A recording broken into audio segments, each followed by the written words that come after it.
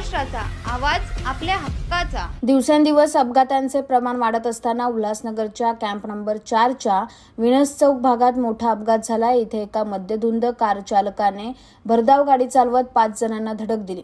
या अपघातात कार चालकासह 4 जण गंभीररित्या जखमी झाले असून त्यांच्यावर रुग्णालयात उपचार सुरू आहेत। आज पहाटे 5च्या सुमारास हा अपघात झाला।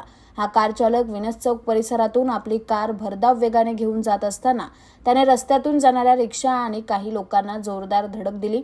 हा कार चालक मद्यधुंद अवस्थेत असल्याने हा अपघात झाल्याची माहिती जखमींनी दिली। यातील दोघांवर खासगी तर दोघांवर शासकीय रुग्णालयात उपचार सुरू आहेत।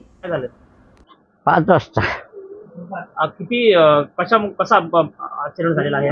मी इकडून चाललो होतो विनसवरून कल्याणला, म्हणजे कैलासकांतून निघालो ते भाडं घेऊन आणि समोरून ती गाडी आली। मी बघतोय त्या गाडीला, तर त्यांनी इकडं लेफ्टला येऊन अशी मारून गाडी माझी राईटला टाकली,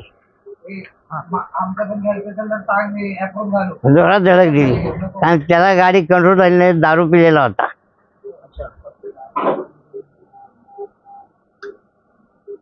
तुमच्या परिसरातील काही घडामोडी किंवा समस्या असतील तर आमच्या वृत्तवाहिनीला संपर्क करा आणि तसेच सतत अपडेट राहण्यासाठी आमच्या वृत्तवाहिनीला सबस्क्राइब करा आणि बेल आयकॉन दाबायला विसरू नका।